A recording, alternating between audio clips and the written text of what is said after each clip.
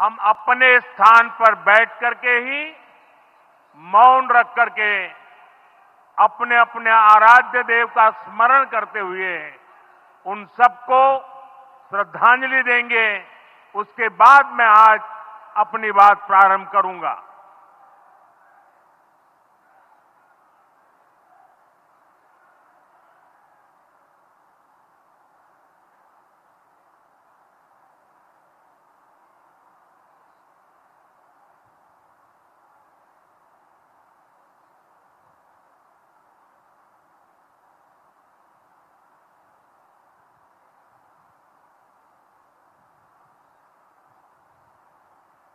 ओम शांति शांति शांति।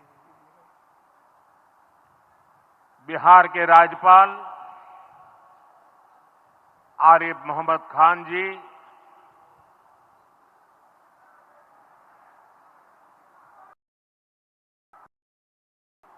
मेरे मित्र श्रीमान नीतीश कुमार जी, मंच पर उपस्थित अन्य सभी वरिष्ठ महानुभाव और बिहार के मेरे प्यारे भाई और बहनों, आज पंचायती राज दिवस के मौके पर पूरा देश मिथिला से जुड़ा है, बिहार से जुड़ा है। आज यहां देश के, बिहार के विकास से जुड़े हजारों करोड़ रुपए के प्रोजेक्ट का शिलान्यास और लोकार्पण हुआ है। बिजली, रेल, इंफ्रास्ट्रक्चर के इन विभिन्न कार्यों से बिहार में रोजगार के नए मौके बनेंगे। आज राष्ट्र कवि रामधारी सिंह दिनकर जी की पुण्यतिथि भी है। मैं उन्हें विनम्र श्रद्धांजलि अर्पित करता हूं। साथियों, बिहार वो धरती है जहां से पूज्य बापू ने सत्याग्रह के मंत्र का विस्तार किया था। पूज्य बापू का दृढ़ विश्वास था कि जब तक भारत के गांव मजबूत नहीं होंगे, तब तक भारत का तेज विकास नहीं हो पाएगा। देश में पंचायती राज की परिकल्पना के पीछे यही भावना है। बीते दशक में पंचायतों को सशक्त करने के लिए एक के बाद एक कदम उठाए गए। टेक्नोलॉजी के माध्यम से भी पंचायतों को मजबूत किया गया। बीते दशक में 2 लाख से ज्यादा ग्राम पंचायतों को इंटरनेट से जोड़ा गया है।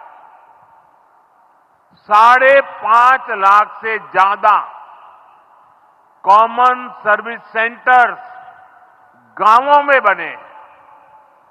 पंचायतों के डिजिटल होने से एक और फायदा हुआ है।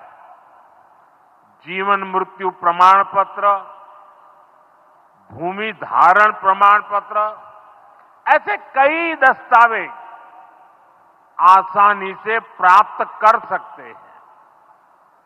आजादी के अनेक दशकों बाद जहां देश को संसद की नई इमारत मिली, वहीं देश में 30,000 नए पंचायत भवन भी बनाए गए। पंचायतों को पर्याप्त फंड मिले, ये भी सरकार की प्राथमिकता रही है। बीते 10 साल में 2 लाख करोड़ रुपए से ज्यादा का फंड पंचायतों को मिला है। ये सारा पैसा गांव के विकास में लगा है। साथियों, ग्राम पंचायतों की एक और बड़ी समस्या भूमि विवाद से जुड़ी रही है। कौन सी जमीन आबादी की है, कौन सी खेती की है, पंचायत की जमीन कौन सी है, सरकारी जमीन कौन सी है, और इन सारे विषयों पर अक्सर विवाद रहता था। इसके समाधान के लिए जमीनों का डिजिटलीकरण किया जा रहा है। जमीनों के रिकॉर्ड का डिजिटलीकरण से अनावश्यक विवादों को सुलझाने में मदद मिली है। साथियों, हमने देखा है कि पंचायतों ने कैसे सामाजिक भागीदारी को सशक्त किया। बिहार देश का पहला राज्य था जहां महिलाओं को इनमें 50% आरक्षण की सुविधा दी गई, और इसलिए मैं नीतीश जी का अभिनंदन करता हूं। आज बहुत बड़ी संख्या में गरीब, दलित, महादलित, पिछड़े, अति पिछड़े समाज की बहन बेटियां बिहार में जनप्रतिनिधि बनकर सेवाएं दे रही है, और यही सच्चा सामाजिक न्याय है। यही सच्ची सामाजिक भागीदारी है। लोकतंत्र ज्यादा से ज्यादा भागीदारी से ही समृद्ध होता है, सशक्त होता है। इसी सोच के साथ लोकसभा और विधानसभा में महिलाओं के लिए 33% आरक्षण का कानून भी बनाया गया है। इसका लाभ देश के हर राज्य की महिलाओं को होगा। हमारी बहन बेटियों को ज्यादा प्रतिनिधित्व मिलेगा। साथियों, देश में महिलाओं की आय बढ़ाने के लिए रोजगार, स्वरोजगार के नए अवसर बनाने के लिए सरकार मिशन मोड में काम कर रही है। बिहार में चल रहे जीविका दीदी इस कार्यक्रम से अनेक बहनों का जीवन बदला है। आज ही यहां बिहार की बहनों के स्वयं सहायता समूहों को करीब 1000 करोड़ रुपए की मदद दी गई है। इससे बहनों के आर्थिक सशक्तिकरण को और बल मिलेगा। ये देश में 3 करोड़ लखपति दीदी बनाने के लक्ष्य की प्राप्ति में और सहयोगी बनेगा।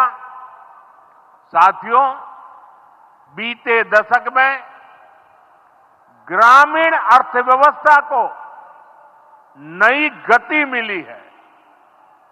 गांवों में गरीबों के घर बने,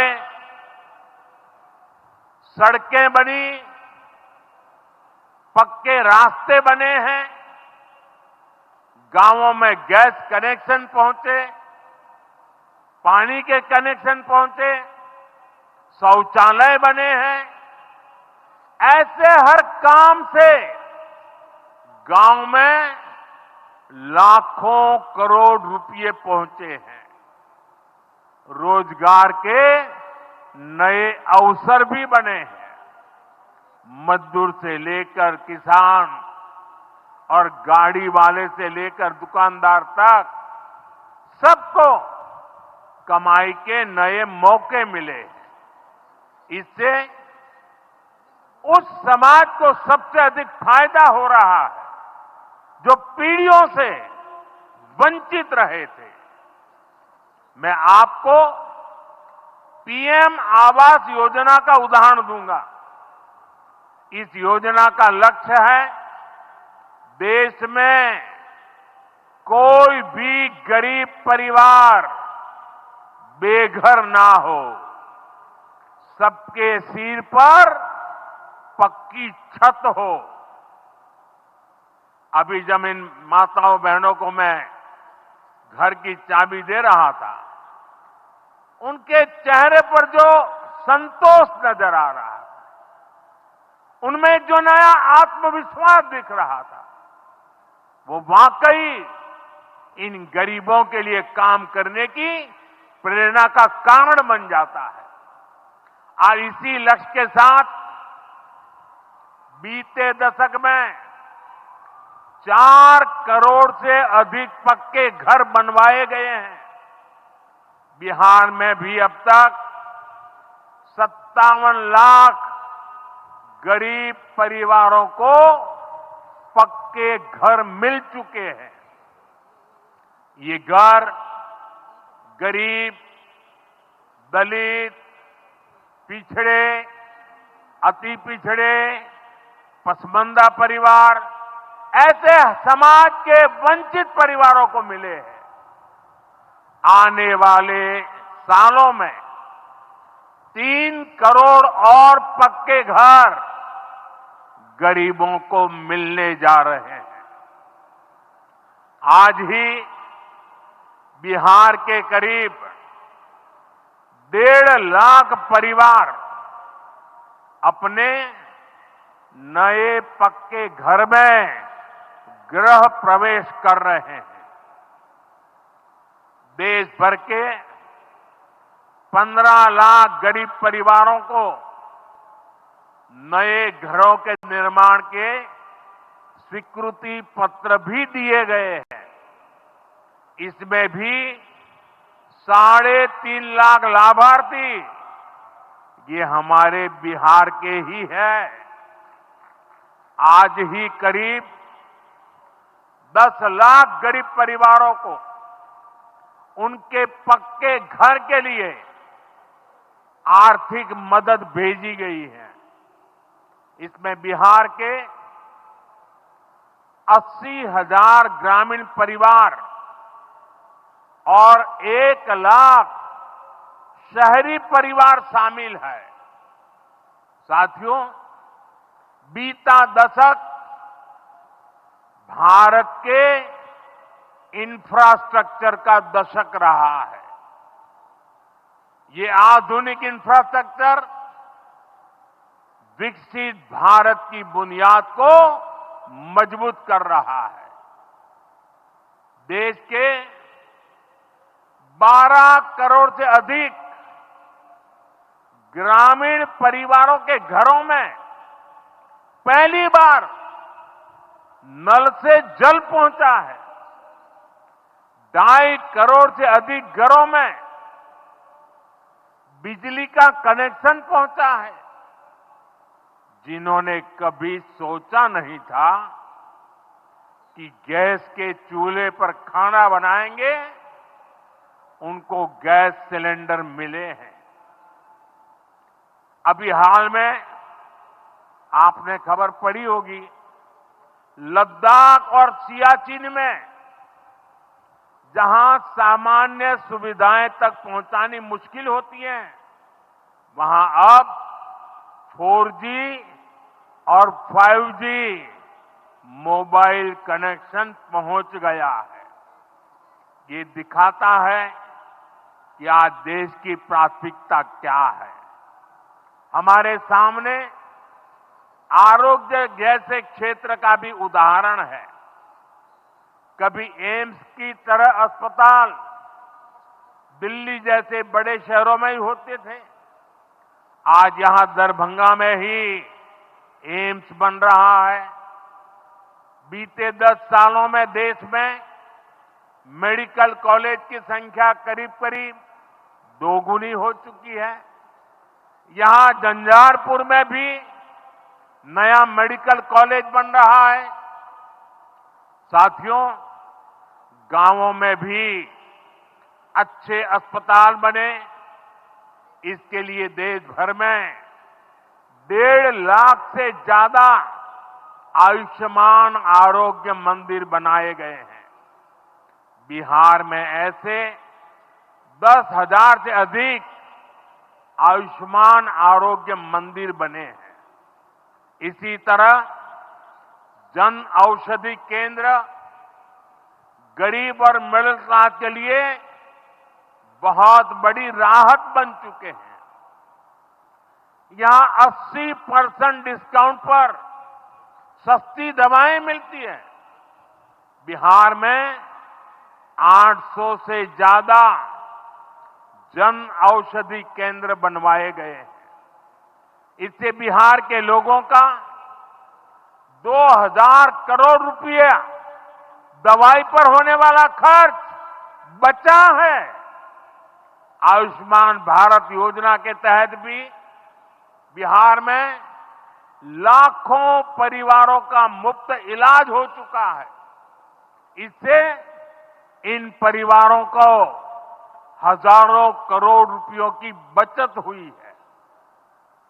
साथियों, आज भारत रेल, रोड, एयरपोर्ट जैसे इंफ्रास्ट्रक्चर से भी बहुत तेज गति से जुड़ रहा है।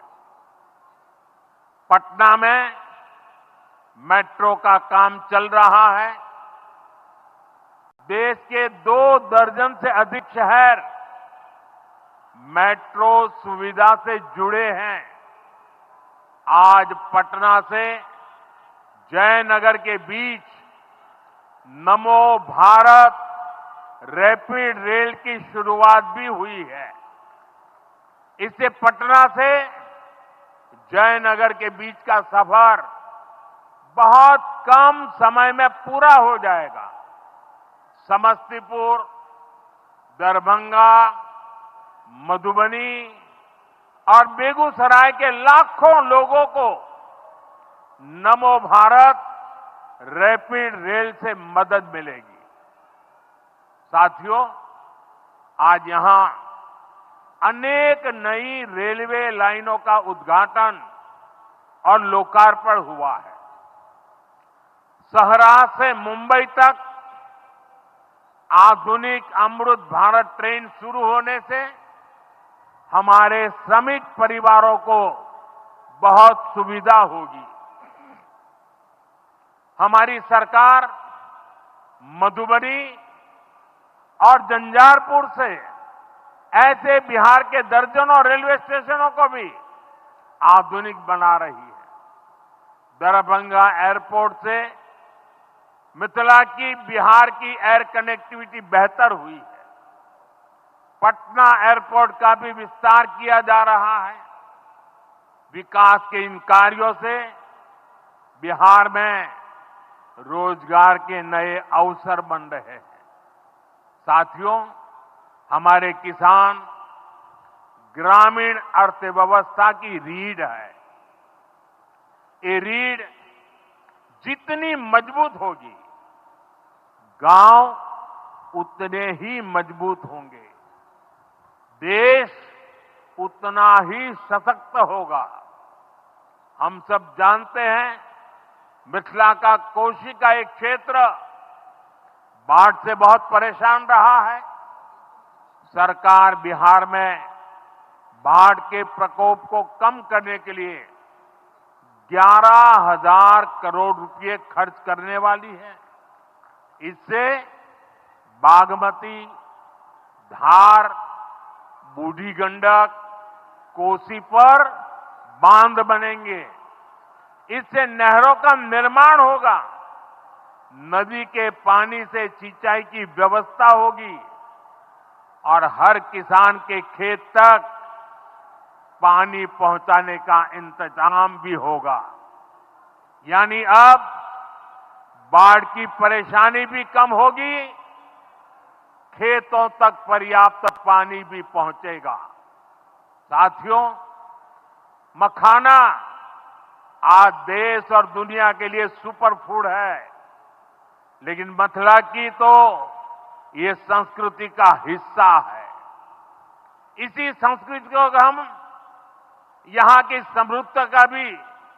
समृद्धि का भी सूत्र बना रहे हैं। हमने मखाने को जीआई टैग दिया है, यानी मखाना इसी धरती का उत्पाद है। इस पर अब आधिकारिक मोहर लग गई है। मखाना रिसर्च सेंटर को भी नेशनल स्टेटस दिया गया है। बजट में जिस मखाना बोर्ड की घोषणा की गई है, वो बनने से मखाना किसानों का भाग्य बदलने वाला है।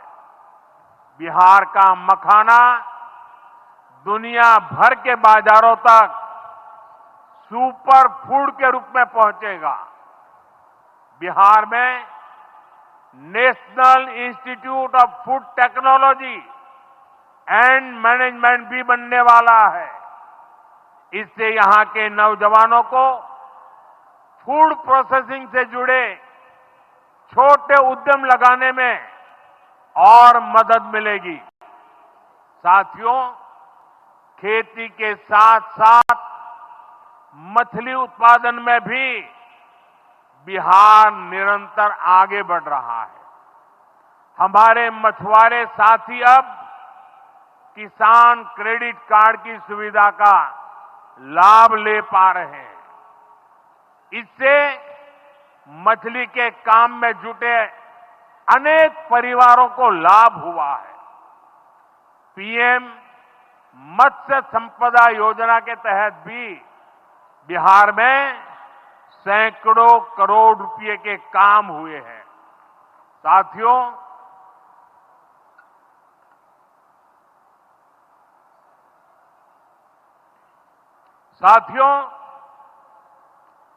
22 अप्रैल को जम्मू कश्मीर के पहलगाम में आतंकियों ने मासूम देशवासियों को जिस बेरहमी से मारा है, उससे पूरा देश व्यथित है। कोटि कोटि देशवासी दुखी हैं।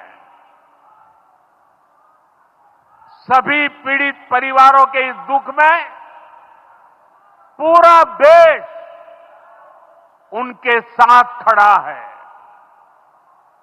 जिन परिवारजनों का अभी इलाज चल रहा है, वे जल्द स्वस्थ हो, इसके लिए भी सरकार हर प्रयास कर रही है। साथियों, इस आतंकी हमले में किसी ने अपना बेटा खोया, किसी ने अपना भाई खोया, किसी ने अपना जीवन साथी खोया है। उनमें से कोई बांग्ला बोलता था, कोई कन्नड़ा बोलता था, कोई मराठी था, कोई ओडिया था, कोई गुजराती था, कोई यहां बिहार का लाल था। आज उन सभी की मृत्यु पर करगिल से कन्याकुमारी तक हमारा दुख एक जैसा है, हमारा आक्रोश एक जैसा है। ये हमला सिर्फ निहत्थे पर्यटकों पर नहीं हुआ है। देश के दुश्मनों ने भारत की आत्मा पर हमला करने का दुस्साहस किया है। मैं बहुत स्पष्ट शब्दों में कहना चाहता हूं, जिन्होंने ये हमला किया है, उन आतंकियों को और इस हमले की साजिश रचने वालों को उनकी कल्पना से भी बड़ी सजा मिलेगी। सजा मिलकर के रहेगी।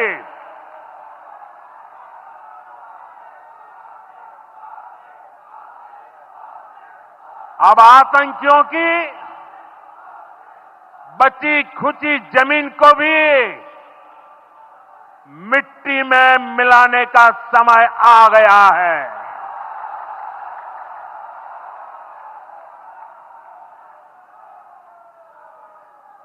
एक सौ चालीस करोड़ भारतीयों की इच्छा शक्ति अब आतंकी आकाओं की कमर तोड़ कर रहेगी।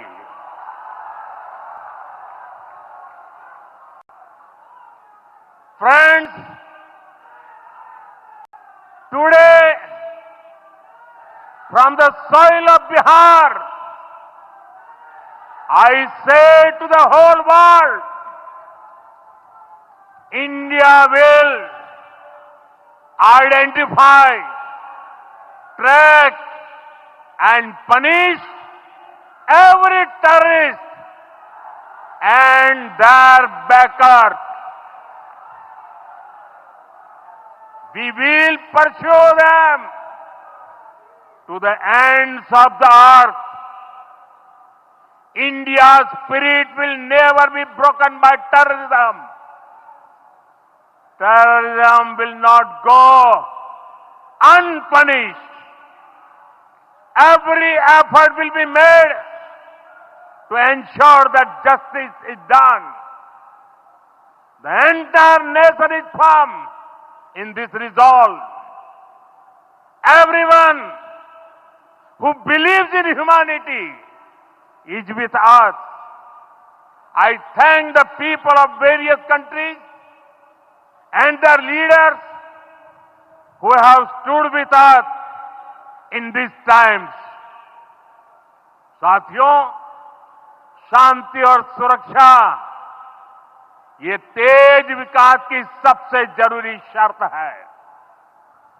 विकसित भारत के लिए विकसित बिहार जरूरी है। बिहार में विकास हो और विकास का लाभ यहां हर वर्ग, हर क्षेत्र तक पहुंचे, ये हम सभी का प्रयास है। पंचायती राज दिवस पर इस कार्यक्रम से जुड़ने के लिए मैं एक बार फिर आप सभी का आभार व्यक्त करता हूं। बहुत बहुत धन्यवाद। मेरे साथ बोले, भारत माता की, भारत माता की, भारत माता की।